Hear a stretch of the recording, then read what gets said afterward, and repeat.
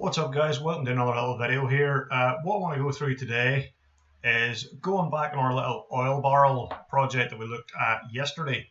So I uploaded a video, we completed the whole asset, but one thing I didn't do was fix my UVs. So just in order to save time, because it was such a simple asset, all I did was I used a simple flatten mapping to create this UV panel, which was not a very efficient UV whatsoever. I didn't bother going back and fixing it up in that video, I just moved on ahead. But what I want to do in today's video is just look back at this and tidy it up a wee bit and show you a couple of tools for tidying up your UVs. There's loads of different ways of doing your UVs, so if you watch other videos on YouTube you might see other ways of doing it. I would advise you actually go and watch a few videos on it because you'll see different tips from different people, different ways of doing things. And I will myself make a more organized kind of UV specific tutorial going forward. So this one is just looking back on yesterday's project and looking at a few things that we can fix up. So UVs, what are they? Basically we take this 3D model and we flatten it out. We take the polygons, we flatten them out kind of like a jigsaw and lay them out flat onto a square space, which represents our square textures that are going to be the colors and the details that are applied to that model in our game engine. So this little square here represents that image file. And if I just select everything here, what's highlighted red is the polys and where those polys are mapping to on that image file. Now really when we are UVing something, we want as much of this space to be red as possible. All these wee grey areas in between, that's basically wasted space. We don't want that. We want as much of it to be filled up with our polygons as possible. Now the basic flatten unwrap, it leaves a wide lot of wasted space. The more complex your model is, the more wee breaks you're going to get, the more it's going to cut that into millions of wee pieces. In the old days that would have been a pain in the backside because we couldn't really texture like that. If we were painting directly in Photoshop and we were actually painting it by hand, having them all broke up like this was kind of annoying. Now that we're using stuff like Substance Painter and we're painting directly onto the 3D model and the UV is just something that's kind of there in the background that we don't really work directly with, it's not as important, but knowing how to UV correctly is still important just to maximize your potential of your texture space. So I'm going to show you a few tips here. If you're a 3D modeler, you will have to UV something at some point, so it's good to know a few tips. So let's just walk through and see if we can make this a little bit more efficient. So okay, what do I want to do first of all? You'll see that we have this little square here. This is a planar projection, and this is what gives us these initial seams before we flatten. So what I'm going to do is I'm actually just going to click this little button here for quick planar map and hit that. And you'll see that that angle that it's coming through at, it's kind of shown as that on the UV map. Now obviously we can't texture this because everything's laid out on top of each other. The only thing that I would say is really good for is getting rid of all those green seams to begin with, and now we can start picking these apart ourselves. So the way I UV might not be the same as the way some other people do, but it's a kind of useful technique that's worked out for me so far. What I'm going to do, there is a little icon here for selecting back facing. Ignore back facing. I do not want to have this on. I want to be able to select back facing stuff because what I want to do is I want to just take a strip through here and select that whole strip. And what I'm going to do is hit the break key here on my UV window. Just hit break and that will separate that out, and I can now move this over here. So it's still looking a bit crappy, but at this angle, but we can flatten that out later on. If I now just go mapping, actually will this work, or let's do the whole model? Yeah, no. Oh, kind of works, not really what I want to do though. What I want to do is I want to split this a wee bit more. I'm going to select this little edge here and I'm just going to hit break. So now what we have is, if you can see on my model here, we have one strip that is still a circle, but then we cut it and now it can be laid out flat. So let me just select all these again. I will select this and I will select all of these. Now there's a tool here called Straighten Selection. Sometimes this works, sometimes it doesn't. If I click this, in this case it does work. It can be very, very finicky. But if we do have something that is just like a straight run of polygons, and they're not kind of bending or curving or anything too strange, hitting this button will straighten them out really nicely. So sometimes it works, sometimes it doesn't. So I can continue to do that for the rest of these. Well, let me see, is there any other kind of tools I could show you? I always want to be using this break.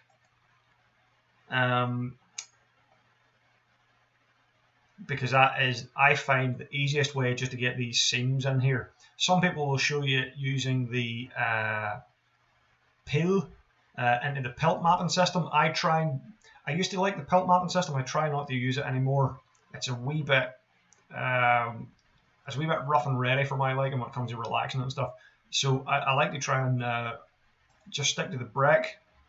I'll show you that flatten mapping tool. Here's a useful little thing we can do. If I go mapping and flatten mapping and OK, you can see what's happening here is that it's taken those polys that we have, it has flattened them out nicely, and what flatten mapping does as well is it fills up the entire texture space. So if I just compare this to this one here, the little straighten selection tool, what it has done is it has straightened them all out and kept them roughly sized. Now some of them are a wee bit bigger and smaller than others. I'll need to go back to these actually. I wonder, can I just rescale elements and pack custom? Nah, they're still a little bit fuzzy. What I can do here is relax until flat. There we go, just hitting that little relax button there. Again, the more complex it is, it might take a few seconds for Max to actually calculate this. But what this button does is it just takes them, some of them a wee bit wider, some of them a wee bit narrower, and it just relaxes it, lets them all kind of settle to their natural size.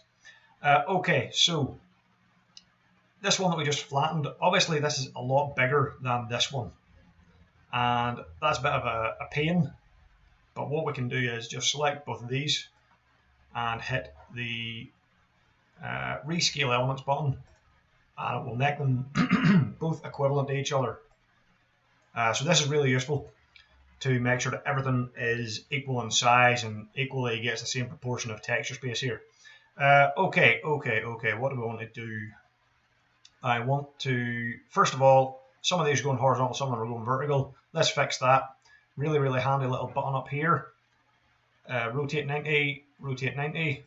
So I don't know if I'm rotating these the right way or not, but we'll soon figure it out. Also, notice I've got this little icon here, select by element.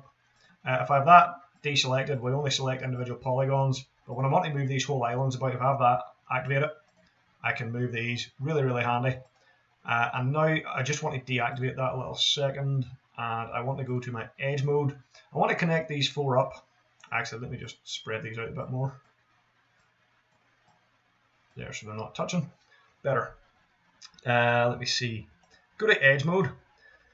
If I select this guy here, if I can get them selected, so we've got this selected, and you'll see that this one turns blue. So it's green to begin with when it's unselected. If I select this guy turns blue. What this means is that this is the edge that connects to this. So really, I could move all of these down here and line them up with that and get them nice and lined up, and that would be lovely. But that's a wee bit of a tedious process, selecting them and moving them and blah blah blah, and then we could weld them. But there's a better way, slightly better way of doing that. I will just move you out of the way here to show you what's going on. So if I select this edge and I want to instantly move this down here and connect down here, I just need to right click and go stitch selected. Pop, that instantly attaches that there. I will select this one and you'll see that it's connected to this left edge. So chances are I've turned this upside down the wrong way, and that should be sort of flipped 180. If I select all these, more likely that should look like that. So select that right edge now, and that's connected on there. But again, same thing, I can right click this one, stitch selected, and I'll just bring those other ones up here to that. Do one final one, right click, stitch selected, and I'll sort of rotate everything and pop it back in place.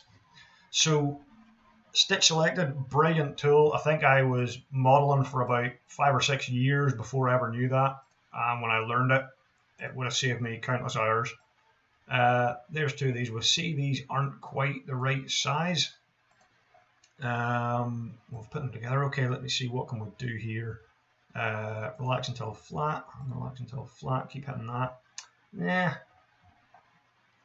Rescale elements. It's just not giving them exactly the right size here. This one's coming out just a tiny bit smaller. Why is that? UVing is one of those things that never seems to work quite right. It never does quite what it says in the tin. But really at this point these are close enough that we could just grab a corner here and making sure that I hold the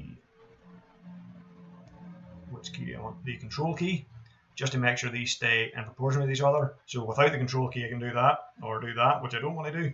But if I hold the control key it keeps them in proportion. Just going to drag this out. And that's as close as makes no difference. I'm happy enough with that. So yeah, we'll do the same thing with this bottom row here, but I'm going to use my favorite, most preferred method here. Just select it all, break,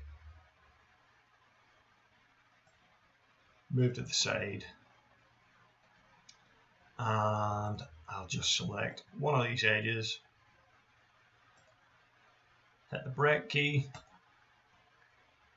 and then select it all again, straighten selection, relax until flat.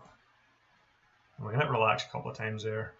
And you can see even this one is smaller, probably because we've done the rescale on the last one, but that's okay. We can just grab you and bring this up to be the same size.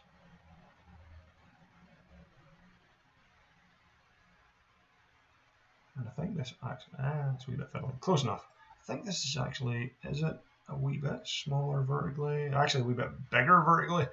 But we'll not worry about it. It's close enough that it's not really going to affect our texture. Okay, let's see what else we look at now. We can do these two wee rims around the edge here. So selecting that whole element, we'll just pull you out to the side. We could, if we wanted to, actually set this in between the ring, the relevant ring. So that's top, middle, bottom. So we'll just flatten this one out. I will select my edges here. Select that little edge loop. Yep, there we go. Just hit explode again, break. Now, if I go to straighten this, it might not work out quite as well because this is kind of like a curved surface. It might not straighten quite as well, but we'll try it and see. Straighten selection. Oh, it did. It worked okay. And let me see. It's not too bad. You'll notice there that rather being 3 equal polygons, the top one is a lot bigger than the bottom. So we'll just hit relax there. Now here we go. We hit relax, and you can see it went a bit wonky on us. Now I've done that. If I hit straighten selection again, what happens? There we go. So I relaxed it and I straightened it again,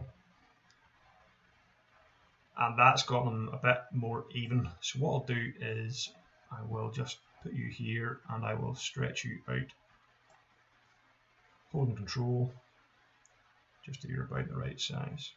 That'll do. So interesting there, straighten, then relax, then straighten again. It's not a case of clicking it once to do it. We click it a couple of times. We'll do the exact same thing here. We'll go in, edge mode, just double click you, break, go back into my polygon mode, everything selected there, straighten selection, same thing's happening, small, medium and large polys. We hit relax and it makes it a wee bit wonky, but we just hit straighten again and that is lovely.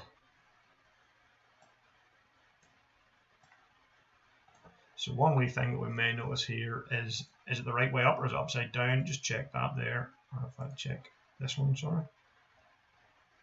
So here we're looking at the top poly, middle, bottom, and you can see they're actually flipped the wrong way around. So what I can do with that is, do I have a mirror option here? I don't have a mirror. I could rotate this, and then it would be kind of back to front is the only problem. That's leftmost poly here. Actually, no, that's fine. That's fine. Just rotate it, it'll be fine. And this is our one up above. Let me just make sure this is the right way around. Again, it doesn't really matter when it comes into Substance Painter. Substance Painter doesn't care what way these are orientated. It's just that if you want to see what's going on here, we'll do it right. And there we are, right way around. Just deactivate element mode. Top one, middle one, bottom one, perfect. Okay, so that one there just needs resized up. And I could manually select this again and resize it up, but of course, just to show you again, we've got our little rescale elements button. And if we click this rescale elements, pop, that will make everything roughly size with each other. Even though I still don't know why it's making this middle one a little bit smaller than these other two, but it's only a slight difference. Okay, so what do we have left? We've got the top surfaces here, and the bottom surfaces, and then we've got the wee rims around them. These can be a wee bit more awkward. Excuse me. So here's what I want to do. I might just keep this whole rim as one continuous segment. So here's what I'm going to do. I'm going to come to my 3D view here. I'm going to select U, double click that to select the whole rim round, and then we will once again just hit break, and now we'll go to our polygon mode, and we'll just select this wee top surface here, move it out of the way. Now we can see it's kind of oval shaped. We want this to be flat circular shaped. So what can we do? Mapping, unfold mapping. Let's see what happens if we do unfold mapping. There we go.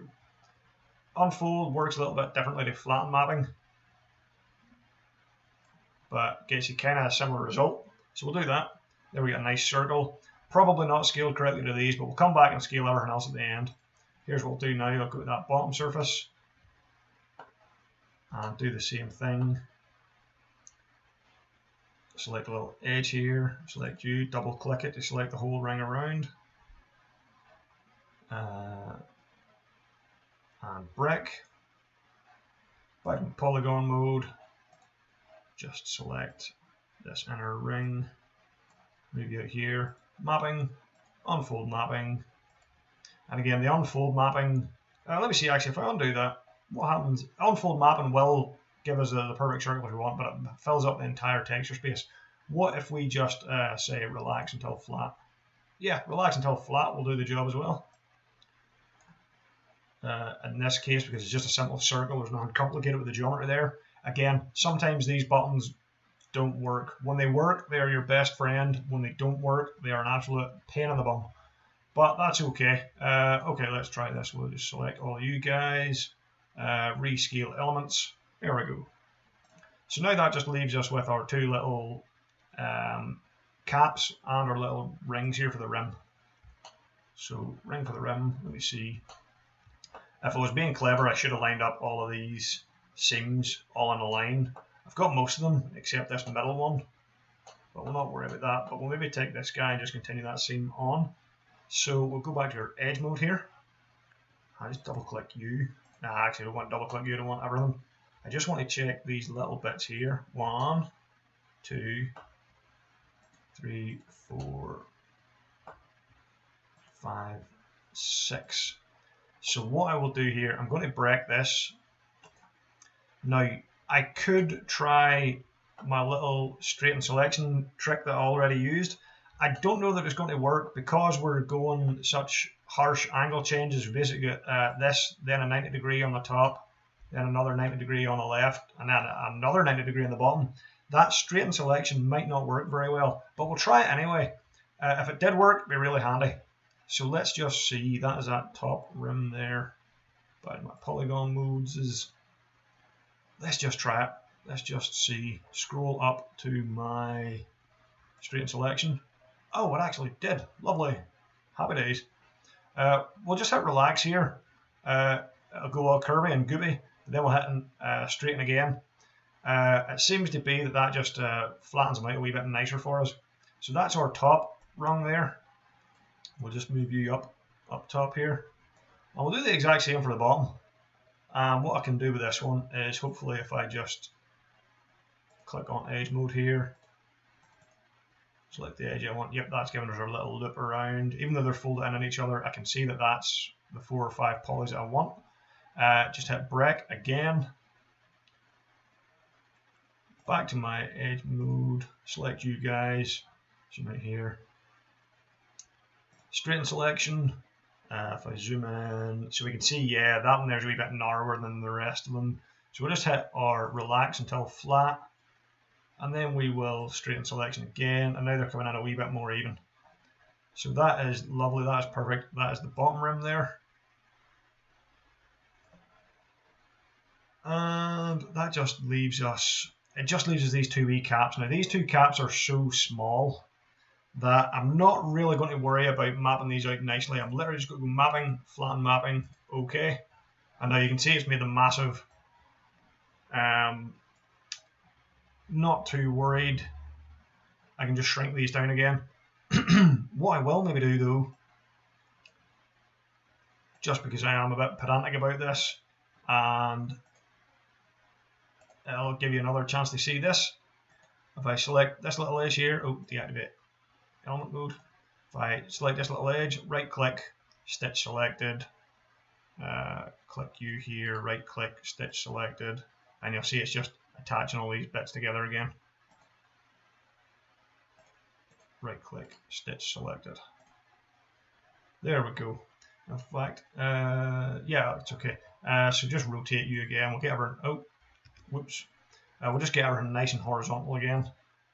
Kind of go for that horizontal go. We'll just rotate you.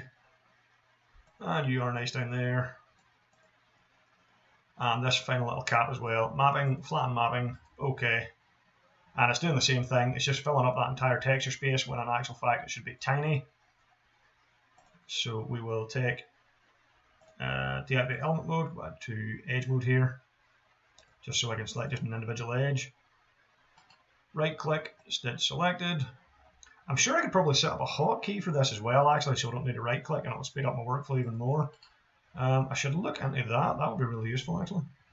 Let me see, and now you, stitch selected, and just that whole thing now. We'll take you, rotate you horizontally. Here we go. And these don't really need to be beside each other. I'll maybe stack you with you, stack you up here, and you here like that. So now we have every one of our elements is flattened out quite nicely. Why don't we just select everything and we will rescale elements. It's actually, oh, it's kept these quite large. I don't need these to be as large. So I can maybe just rescale these manually down. I'll shrink it down a little bit for now. Even that doesn't look quite right. No, that's not right. Undo you, rescale there, it didn't work. What do I want to do? Okay, here's what I'll do. I will put the main barrel as best I can onto my UV space. I'll see how much UV space I have left, and then I will maybe make these wee caps a wee bit bigger. As you can see here, those caps are only wee tiny objects on the overall size of the whole barrel, so they should be like this size compared to the rest of it. But if I have the spare space, I might just give them a wee bit of spare space and we can put a bit more detail on them. So here's what I'm going to do now. There's another great little option here. Now I've got these quite tidy as they are, but imagine I had this all up here and flipped around and stuff like that. And I had about 50 different pieces, and they were all over the place, and I didn't want to manually have to move them all and put them in nicely. There is an option here. If I select these and just scroll down and hit Pack Custom, it will move them all in nicely and rotate them and orient them and pack them right out to the edges there. And you can see that's quite nice. There's not really much more we could do. We can see there's a wee bit of difference in the sizes here of them. I could maybe just shift you up a wee bit. Again, this is me being pedantic. It really does not matter at this point, but just give you just that wee tiny bit more texture space. There's literally no point in me doing this other than I'm being a little bit over the top with it. Same with this guy. I could do this to you as well. How long is this video going on for now? Hopefully not too long. Let me see. Okay, we're at 25 minutes. Let's wrap this up. If I was doing this and I wasn't talking about it, I would want to have this whole thing unwrapped in about 5 minutes. I'm just showing you those different techniques. And as you should know by now, I like to rabbit on a little bit in my videos. So we'll just bring you here. So these guys should be a lot smaller. A lot smaller. But because we've got this spare space here, I'll just shrink them down until they fit in. I'll leave them a little bit bigger than they probably should be, but it just means they'll get that little bit more love in the texture. Excuse me. So there we go. I think that is about as good as we could possibly get for a unwrap of a basic cylinder texture. Now again, that is a very, very simple model. There's not a lot going on here geometry wise. If you're doing an actual unwrap for a more complex object, it won't look quite as tidy as this. But if we compare this to the previous unwrap, you'll see that we are making much more efficient use of that space. There's a lot less kind of grey in between, a lot less wee stringy little spare polygons knocking about. Again, Substance Painter doesn't care what your UV looks like. It will just paint on top either way. But the real benefit for doing this is that by making these take up more space, we're getting more pixel density on our polygons from those textures. So the textures will be higher quality as a result. Another wee benefit is that sometimes if you have just wee single stringy polygons hanging off on their own and they're not all connected nicely, what can happen is you can get some wee glitches and some of the lighting doesn't quite hit correctly when a polygon up here that's meant to be connected to another random one down here. So it does, I always personally find it is nice to have these lined up nicely. But yeah, we'll leave it there. Hopefully you learned a couple of wee tips about UVing. As I said, there's millions more ways that we can UV. There's a lot more tools. There's the peel tools here. There's about 2 dozen other buttons we never even touched. We've got projection mapping here. You'll find your own way of doing it. I personally don't ever really use the projections. I don't really ever use the peel anymore. But if you look at other videos and you find that's a better way, go for it. There's absolutely nothing wrong with doing that. I just came across this way of doing it, and it fits with my rigid, flexible way my mind works, so I like it. So thank you for watching. Hopefully that's been illuminating for you, and I will see you in the next video, whatever that may be.